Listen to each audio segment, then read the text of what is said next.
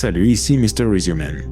Steel est l'un de ces courts-métrages agréables qui misent davantage sur le plaisir de l'histoire que sur le développement. Cela dit, il compense largement grâce à sa conclusion qui délivre un véritable message moral. Attention, spoiler en vue, soyez prudents. Au début, nous découvrons un homme travaillant comme statue vivante sur la place publique, immobile depuis des heures.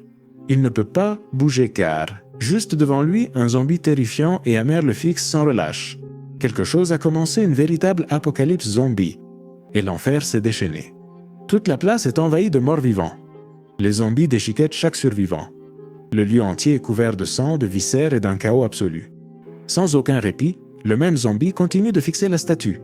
Il résiste comme il peut, mais le fait de ne pas avoir pu respirer depuis 3 minutes l'inquiète. S'il continue, il va s'évanouir. Il prend donc une inspiration à peine perceptible.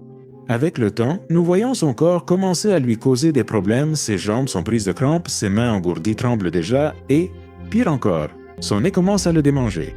Inquiet, une goutte de sueur glisse lentement sur sa tempe. Soudain, les pleurs et les cris d'un homme capturé par 2 zombies attirent le zombie gênant vers ce festin. Sans zombie pour le déranger, il peut enfin reprendre son souffle, dégourdir ses jambes et changer cette posture inconfortable.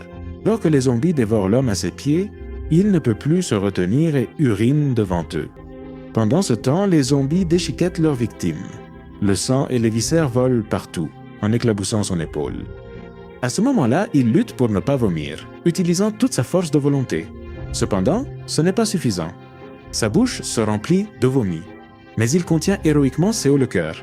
Par conséquent, il se sent mal et, pour se distraire, décide de porter son attention ailleurs. Il jette un œil autour de lui et observe ses camarades. Le clown joyeux, Barty, n'a malheureusement pas survécu. Il s'est battu héroïquement jusqu'à la fin. Mais les forces étaient inégales. Du peintre Pascal, il ne reste qu'une toile ensanglantée et un bras coupé suspendu à son chevalet. Pour son bonheur, un compagnon survit encore. L'homme à la charrette peinte en noir va bien.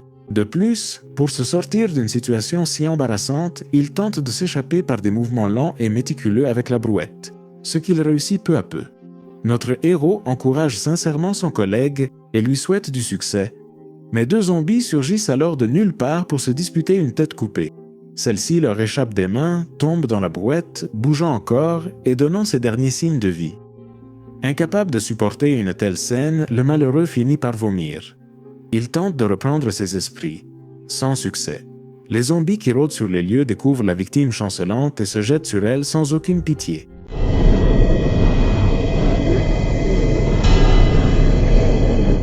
Face à cette situation déchirante impliquant son compagnon, l'homme, n'ayant plus d'autre choix, laisse couler une larme à peine perceptible.